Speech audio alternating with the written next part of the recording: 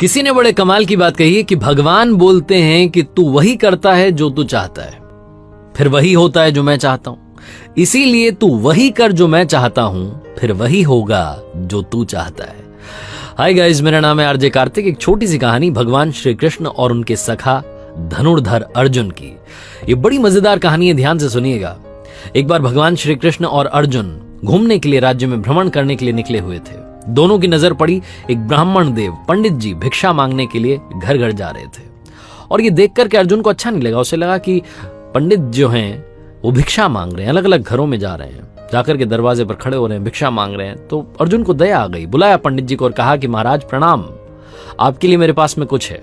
और सोने के सिक्कों की पोटली पंडित जी को दे दी। पंडित जी बड़े खुश हुए कि क्या बात है, भगवान के दोस्त ने इतनी बड़ी मदद कर दी है, भगवान की कृपा है। भगवान को प्रणाम किया, अर्जुन को प्रणाम किया और उसके बाद में चल पड़े अपनी झोपड़ी की तरफ। खुश थे, बहुत खुश थे, सोच रहे थे कि क्या बात है, जिंदगी बदल गई है, बहुत सारी खुशियां मेरी लाइफ में आ जाएंगी, इतने सारे सोने के सिक्के।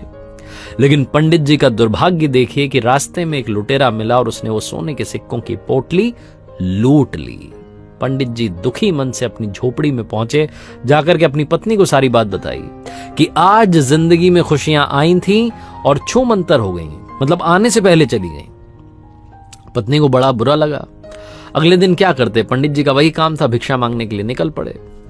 फिर से भिक्षा मांग रहे थे। फिर से भगवान श्री कृष्ण और उनके दोस्त अर्जुन घूमने के लिए निकले हुए थे। उन्होंने देखा कि पंडित जी तो आज भी भिक्षा मांग रहे हैं। तो ब्राह्मण देव को बुलाया और कहा कि ब्राह्मण देव नमस्कार, क्या हुआ, आपको तो मैंने सोने के सिक्कों की पोटली दी थी, वो पोटली का क्या हुआ, आप तो फिर से भिक्षा मांगने आ गए।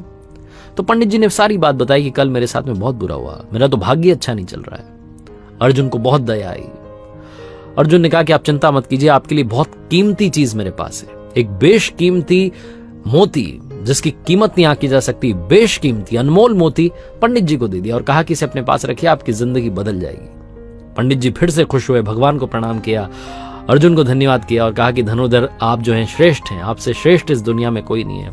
तारीफ करने के बाद में पंडित जी चल पड़े झोपड़ी की तरफ। बड़े खुश थे कि क्या बात है, भगवान की जो सखा हैं धनुर्धर अर्जुन, उन्होंने तो कमाल कर दिया है, एक बार फिर से मुझे दान दे दिया है।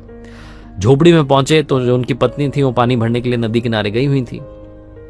अब पंडित जी झोपड़ी में ढूंढने लगे कि कहां पर इस मोती को छुपाया जाए, चोर की नजर से बचा जाए। तो पंडित जी को एक पुराना घड़ा दिखा। कोई संदूक तो उनके पास थी नहीं, एक पुराना सा घड़ा था। उस घड़े में वो मोती रख दिया। पंडित जी को लगा कि यहां सुरक्षित रहेगा, चोर की नजर नहीं पड़ेगी। पंडित जी आराम करने के लिए चले गए, विश्राम करने लगे, नींद आ गई। इसी बीच में जो पंडित जी की पत्नी नदी किनारे गई हुई थी पानी भरने के लिए, जिस घड़े को लेकर के गई थी, दुर्भाग्य देखिए कि वो घड़ा फूट गया। अब पत्नी को जब वो वापस झोपड़ी में आई तो नहीं याद आया कि एक पुराना घड़ा रखा, उस पुराने घड़े को लेकर के नदी किनारे गई। भाई पानी तो चाहिए, तो घड़ा उन्होंने नदी में डुबोया और जैसे ही डुबोया वो मोती खिसक करके नदी में बह गया। पानी भर के जब वापस पहुंची झोपड़ी में तो पंडित जी बैठे हुए थे, माथा ठनका हुआ था। बोले कि क्या कर दिया, वो पुराना घड़ा कहाँ लेकर के चली गई? तो उन्होंने बताया कि पानी भरने गई, वो नया वाला घड़ा टूट गया था। पंडित जी ने कहा कि तुमने सब तबाह कर दिया, सब खत्म कर दिया। आज मुझे धनुर्धर अर्जुन ने एक मोती दिया था, बेशकीमती अनमोल था, वो घड़े में मैंने रखा था, वो पुराना घड़ा तुम लेकर के गई और वो पानी के साथ में बह गया मोती, सब कुछ खत्म हो गया। पंडित जी अगले दिन से फिर से भिक्षा मांगने चले गए। 2-3 दिन तक ये चलता रहा। 2-3 दिन के बाद में एक बार फिर से भगवान श्री कृष्ण और उनके सखा अर्जुन घूमने के लिए निकले हुए थे। नजर पड़ी, पंडित जी दिखाई दिए।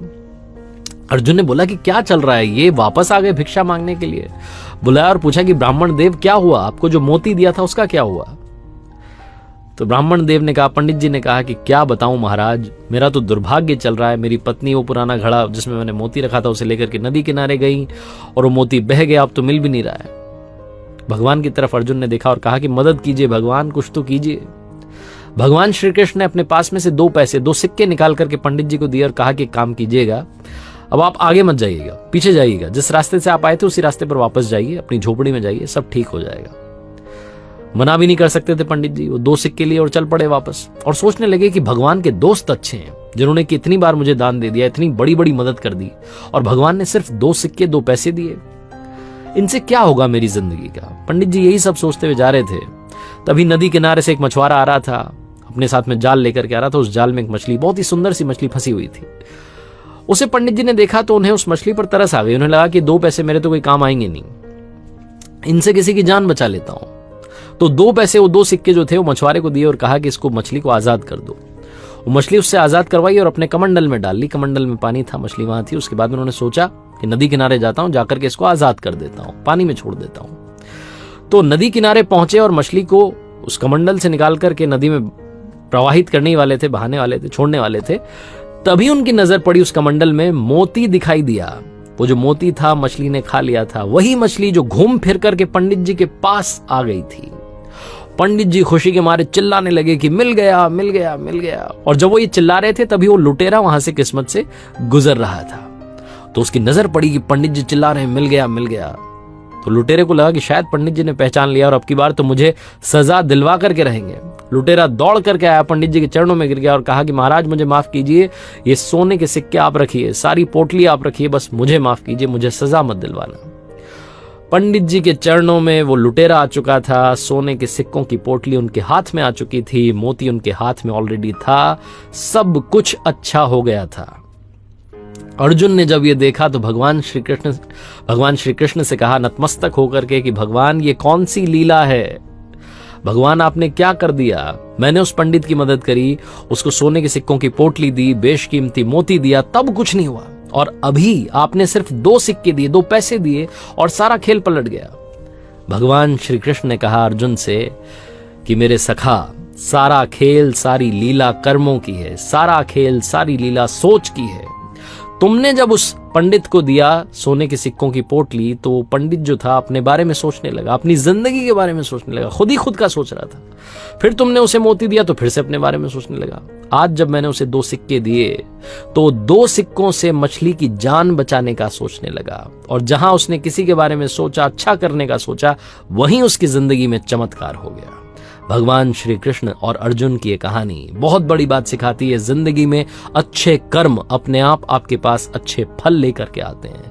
जिंदगी में अगर कभी मौका मिले तो किसी की मदद जरूर कीजिएगा। सच्चे दिल से की हुई मदद लौट के दुआ के रूप में आती है और दुआएं जो होती हैं वो बहुत बड़ा चमत्कार कर देती हैं।